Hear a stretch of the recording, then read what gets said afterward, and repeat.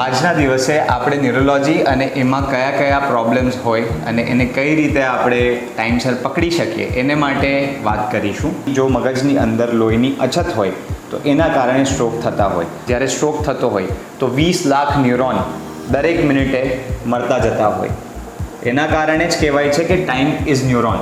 એટલે તમે જેટલું જલ્દી મેડિકલ કેર એન્ડ અટેન્શન માટે જશો એટલા જ ચાન્સીસ વધારે છે કે તમારું જે મગજ છે એના સેલ્સ તમે બચાવી શકશો. જ્યારે ફિટ આવતા હોય ત્યારે મોઢામાંથી ફીણ નીકળતું હોય, મોઢામાંથી કોઈક વાર ઉલટી બી થઈ જતી હોય છે.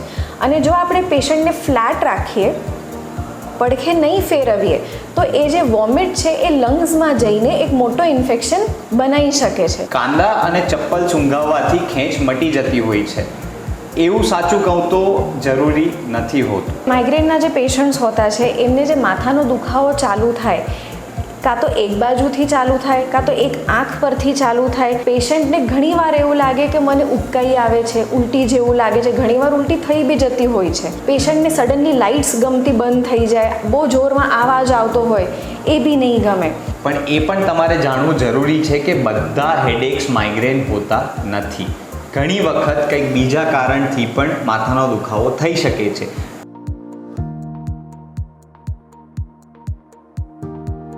નમસ્કાર, હું doctor Vedang Desai, DM neurology, consultant neurologist તરીકે પોતાની ફરજ 4 વર્ષથી બજાવું છું. આ પહેલાં હું all India institute of medical sciences new દિલ્હીમાં ન્યુરોલોજિસ્ટ તરીકે કાર્યરત હતો અને હવે વલસાડમાં ફૂલ ટાઈમ ન્યુરોફિઝિશિયન તરીકે પ્રેક્ટિસ કરું છું. નમસ્કાર, હું ડૉક્ટર અવની આપટે દેસાઈ છું.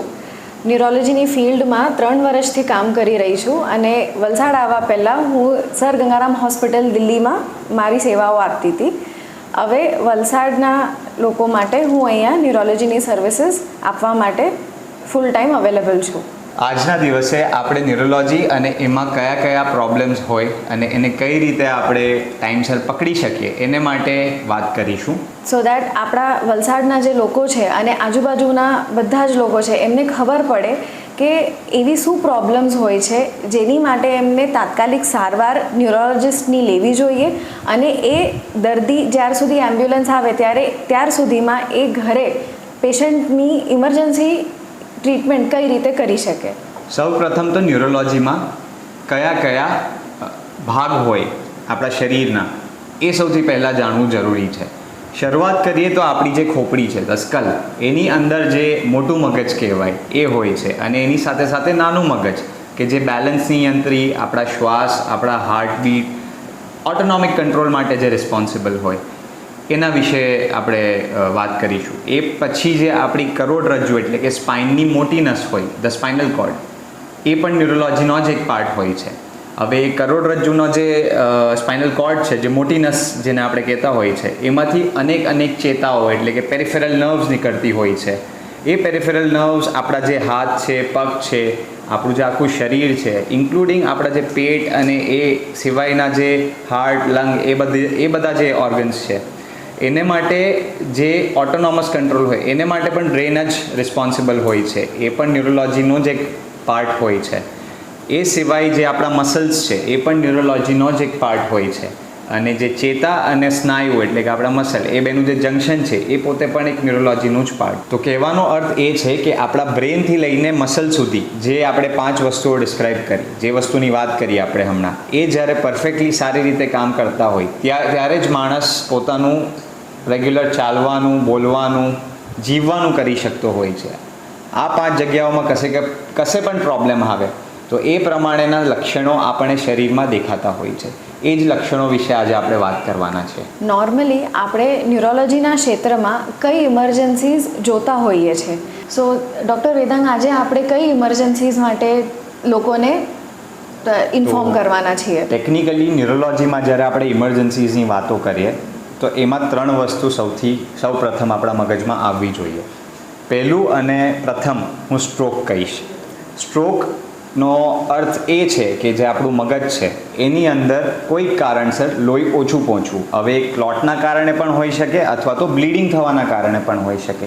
2 કારણથી જો મગજની અંદર લોહીની અછત હોય તો એના કારણે સ્ટ્રોક થતા હોય. હવે સ્ટ્રોકના લક્ષણોને કઈ રીતે પહેચાનવા એ સૌથી જરૂરી છે. તો એને માટે એક નેમોનિક છે, BEFAST, બી ફાસ્ટ. એ નેમોનિક પોતે જ કહે છે કે ઝડપ રાખો. એ કહેવાનો જે ઇન્ટેન્શન છે, જે મતલબ છે એ છે કે તમે એટલા ફાસ્ટ રહો જેથી કરીને તમે જેટલા ન્યુરોન્સ બચાવી શકો એ બચાવો. કારણ કે દરેક મિનિટમાં જ્યારે સ્ટ્રોક થતો હોય તો 20 લાખ ન્યુરોન દરેક મિનિટે મરતા જતા હોય. એના કારણે જ કહેવાય છે કે ટાઈમ ઇઝ ન્યુરોન. સમય એ જ બ્રેનનું સેલ. કહેવાનો અર્થ એ છે કે ટાઈમ જે છે એ જ ન્યુરોન મગજનું સેલ છે. એટલે તમે જેટલું જલ્દી મેડિકલ કેર એન્ડ અટેન્શન માટે જશો એટલા જ ચાન્સીસ વધારે છે કે તમારું જે મગજ છે એના સેલ્સ તમે બચાવી શકશો. તો નેમોનિક પર પાછા જતા, બી ફાસ્ટનો અર્થ શું છે? બી એટલે બેલેન્સ, અચાનકથી બેલેન્સ બગડવું. ઈ એટલે આઈ, અચાનકથી વિઝનમાં પ્રોબ્લેમ આવો. એ જનરલી એક આંખમાં થતો હોય, બે આંખમાં નહીં થતો હોય, જનરલી એક જ આંખમાં અચાનકથી વિઝન જતું રહેવું, એ પણ એક રીતનો આઈનો સ્ટ્રોક કહેવાય એને. પછી હોય છે ફાસ્ટ. ફાસ્ટની અંદર એફ ઇઝ ફેસ, મોઢું આપણું જ્યારે મોઢું વાંકું થવા માંડે અચાનકથી, તો એ પણ એક સ્ટ્રોકનું લક્ષણ હોય છે. એ હોય છે આર્મ. તમારો હાથ તમે ઉપર ઉઠાવો છો પણ પડી જાય છે, થોડો હાથ બંને ઉપર ઉપાડો છો પણ એક થોડો નીચે નમી જાય છે, તો એ હોય છે આર્મ, એટલે કે હાથની કમજોરી. પછી હોય છે એસ, સ્લરિંગ ઓફ સ્પીચ એટલે આપણી બોલી, વાણી એ લથડાવવા માંડવી અચાનકથી, એ પણ એક સ્ટ્રોકનો લક્ષણ હોય છે. અને ટી સ્ટેન્ડ્સ ફોર ટાઈમ. પહેલાં 4.5 કલાક કોઈ પણ સ્ટ્રોકમાં એ ગોલ્ડન આવર ઓફ સ્ટ્રોક કહેવાય છે. 4.5 કલાક પણ છતાં કહેવાય છે ગોલ્ડન આવર, કારણ કે એક એવો ટાઈમ છે જેની અંદર તમે કંઈક એવું કરી શકો છો, કોઈક એવા ઇન્જેક્શન આપી શકો છો, કોઈક એવું બ્લડ પ્રેશર રિડક્શન જેવી ટેકનિક અપનાવી શકો છો, જેથી કરીને પેશન્ટને જે નુકસાન થાય છે સ્ટ્રોકથી એ ઓછામાં ઓછું થઈ શકે અને ટાઈમ જતાં એમની રિકવરી સૌથી સારી રીતે થઈ શકે. તો આ છે નેમોનિક બી ફાસ્ટ. એટલે સ્ટ્રોકનું કોઈ પણ લક્ષણ તમને તમારા સંબંધી અથવા તમારા કોઈક જાણીતામાં જોવા મળે તો તાત્કાલિક ધોરણે હોસ્પિટલ લઈને આવવું. કારણ કે એ જ તમારી જે સાવચેતી છે એ નક્કી કરશે કે પેશન્ટ 3 મહિના પછી વ્હીલચેર પર છે, વોકરથી ચાલે છે કે પછી પોતે પોતાની રીતે ચાલે છે. જ્યારે બી આ લક્ષણો પેશન્ટમાં જોવા મળે એટલે તાત્કાલિક પેશન્ટને લઈને તરત હોસ્પિટલ પહોંચવું. ત્યાં પેશન્ટની સ્કેનિંગ સૌથી પહેલાં થશે, કાં તો સીટી સ્કેન મગજનું, કાં તો મગજનું MRI થશે. એમાં આપણને જાણ થશે કે પેશન્ટને કયો પ્રકારનો સ્ટ્રોક છે, કાં તો લોહીનો ગઠ્ઠો જામ થઈ ગયો છે નસોમાં એ વાળો સ્ટ્રોક, કાં તો લોહી નસોમાંથી ફાટીને બહાર આવી ગયું છે એ વાળો સ્ટ્રોક.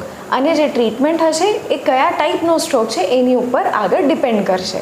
તો આપણે હવે સ્ટ્રોકની વાત કરી. હવે હું તમારી પાસે જનતાને થોડું ફિટ એટલે કે ખેંચની બીમારી, મિર્ગીની બીમારી, જેને આપણે એપિલેપ્સી કહેતા હોઈએ, સીઝર કહેતા હોઈએ, એના વિશે થોડું ફર્સ્ટ એડ માટે અને શું છે અને ફર્સ્ટ એડ કઈ રીતે આપવી એને માટે રિક્વેસ્ટ કરીશ.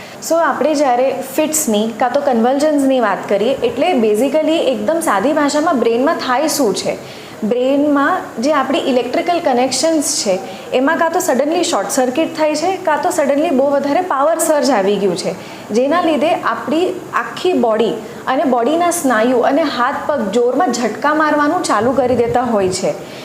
એક આ પ્રકારનો ફિટનો પ્રકાર હોય છે. અને બીજો પ્રકાર એવો હોય છે કે પેશન્ટ એકદમ બ્લેન્ક થઈ જતું હોય છે, કાં તો આજુબાજુના એન્વાયરમેન્ટથી ડિસ્કનેક્ટ થઈ ગયું હોય એવું લાગે. હવે જે ફિટની બીમારી છે એ નાનપણથી લઈને ઓલ્ડ એજ સુધીમાં ગમે ત્યારે પેશન્ટને થઈ શકે છે જુદા જુદા કારણોના લીધે. હવે આ જ્યારે થાય, તમે પેશન્ટને આ બધી લક્ષણો પેશન્ટમાં જ્યારે જોવા મળે ત્યારે આપણે શું કરવું એઝ અ ફર્સ્ટ રિસ્પોન્ડર, કાં તો એઝ અ રિલેટિવ ઓર એની અધર બાયસ્ટેન્ડર જે એ મોમેન્ટ પર પેશન્ટની બાજુમાં પ્રેઝન્ટ છે. સૌથી પહેલાં પેશન્ટને સુવડાવી દેવું, ફ્લેટ ગ્રાઉન્ડ ઉપર સુવડાવી દેવું અને એની પડખે ફેરવી દેવું, કાં તો લેફ્ટ સાઈડ પર કાં તો રાઈટ સાઈડ પર. કેમ? કારણ કે જ્યારે ફિટ આવતા હોય ત્યારે મોઢામાંથી ફીણ નીકળતું હોય, મોઢામાંથી કોઈક વાર ઉલટી બી થઈ જતી હોય છે. અને જો આપણે પેશન્ટને ફ્લેટ રાખીએ, પડખે નહીં ફેરવીએ તો એ જે વોમિટ છે એ લંગ્સમાં જઈને એક મોટો ઇન્ફેક્શન બનાવી શકે છે. તો એ આપણે પ્રિવેન્ટ કરવાનું છે. અને સાચું કહું તો મેડમ, મેં તો ઘણી વખત એવું પણ જોયું છે કે જ્યારે ખેંચ આવતી હોય ત્યારે લોકો ક્યાં તો જબડાની અંદર ચમચી અથવા પોતાની આંગળી અથવા હાથ અથવા તો કોઈ બીજી વસ્તુ નાખીને જબડો ખોલવાની ટ્રાય કરતા હોય છે. પણ ઘણી વખત ફિટમાં જબડું એટલું ટાઈટ હોય છે કે એ કારણથી ચમચી અથવા તો કંઈ પણ વસ્તુ હોય એ તૂટીને મોઢાની અંદર પાછળ પણ જઈ શકે છે અને ફેફસાના રસ્તે પણ જઈ શકે છે, જેથી કારણે ઓક્સિજનેશનને થ્રેટ પહોંચી શકે છે, મતલબમાં ઓક્સિજન ઓછો થઈ શકે છે શરીરમાં. એટલે આવી કંઈ પણ વસ્તુ ક્યારેય નહીં કરવી. બીજી વસ્તુ કે કાંદા અને ચપ્પલ સૂંઘાવવાથી ખેંચ મટી જતી હોય છે. એવું સાચું કહું તો જરૂરી નથી હોતું. શક્યતા એ છે કે ખેંચ આપોઆપ 5 મિનિટથી પહેલાં બંધ થઈ જશે. એટલે કાંદા અને ચપ્પલ સૂંઘાવવાથી એવું પણ થઈ શકે કે એટલું ઓબ્નોક્શિયસ અને એટલું ખરાબ રિએક્શન આવી શકે કે ઉલટી પોતે થઈ શકે એ સ્મેલથી. એટલે આ બધી વસ્તુઓ ના કરવી અને તાત્કાલિક ધોરણે મેડિકલ અટેન્શન અને એમ્બ્યુલન્સ માટે ફોન કરવો. એટલે ટૂંકમાં જો આપણે સમરાઇઝ કરવું હોય તો આપણે શું કરવું જોઈએ? સૌથી પહેલાં પેશન્ટને ફ્લેટ લેટાડી દો, ઊંઘાડી દો અને એને પડખે ફેરવી દો. એના પછી એના મોઢામાં કંઈ આપણે કોઈ વસ્તુ નાખવી નહીં અને તાત્કાલિક એમ્બ્યુલન્સને બોલાવીને પેશન્ટને હોસ્પિટલ પહોંચાડવું.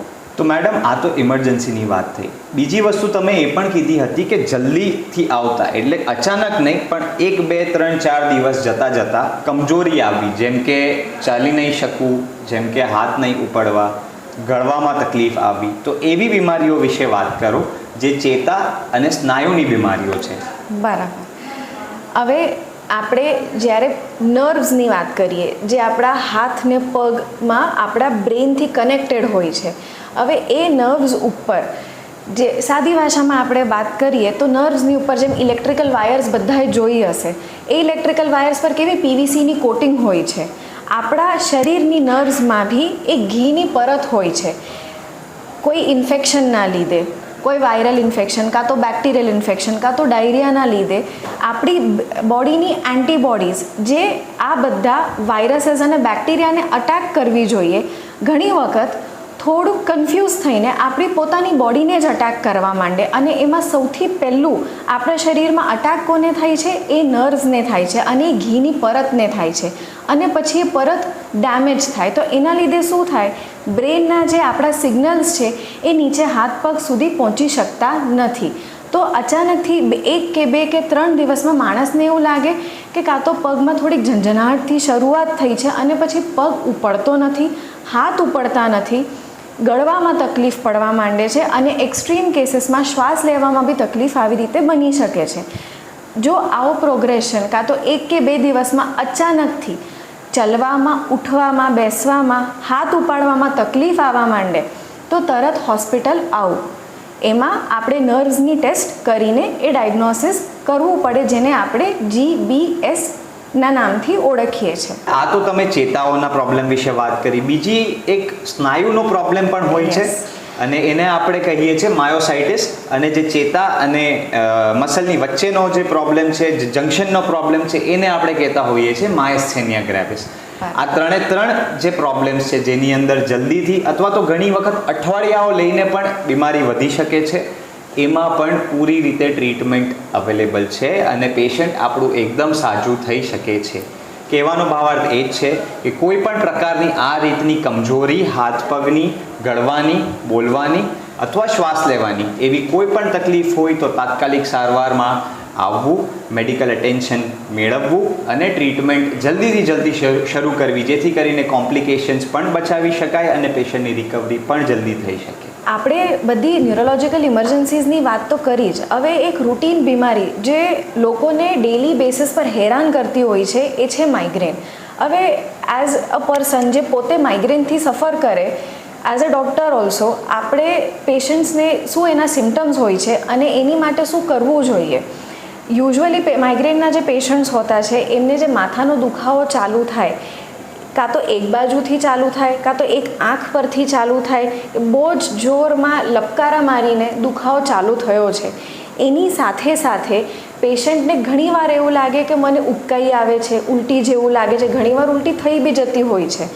એના પછી પેશન્ટને માથાના દુખાવામાં થોડુંક કંઈક રિલીફ મળ્યું હોય એવું બી લાગે. પેશન્ટને સડનલી લાઇટ્સ ગમતી બંધ થઈ જાય, બહુ જોરમાં અવાજ આવતો હોય એ બી નહીં ગમે.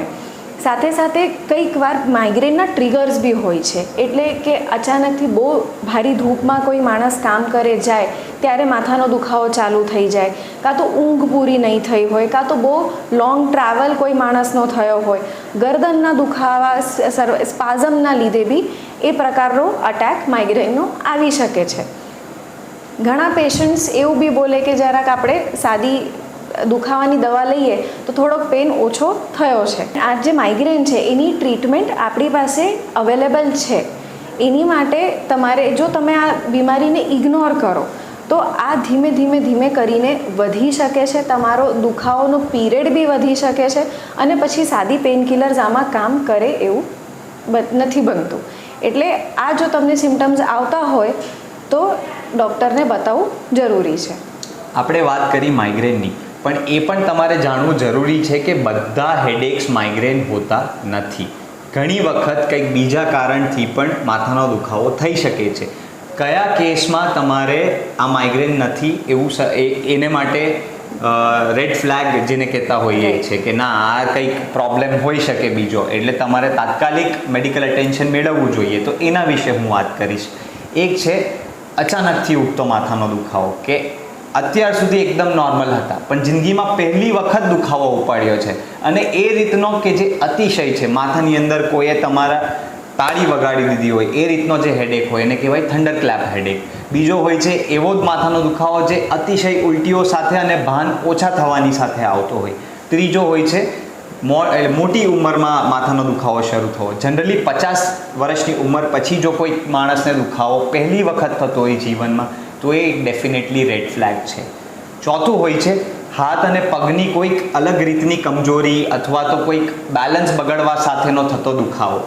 અને એ સિવાય જે બીજા પ્રોબ્લેમ્સ હોય છે એ હોય છે એક તો તાવ સાથે આવતો માથાનો દુખાવો, એ સિવાય હોય છે વજન ઓછું થતાં સાથે આવતો માથાનો દુખાવો. તો આ બધા કેસમાં તમારે ડેફિનેટલી વિચારવું જોઈએ કે આ કદાચ માઇગ્રેન નથી અને આપણે પહેલી તકે મેડિકલ અટેન્શન માટે જવું જોઈએ.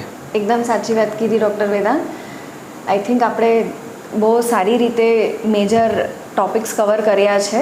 આપણે એકદમ સાદી ભાષામાં આઈ હોપ બધી સારી ઇમરજન્સીઝ અને જનરલ પ્રોબ્લેમ્સ ન્યુરોલોજીના કવર કર્યા છે. મેડમ, સાચું કહું તો ન્યુરોલોજી બહુ જ વાસ્ટ સબ્જેક્ટ છે.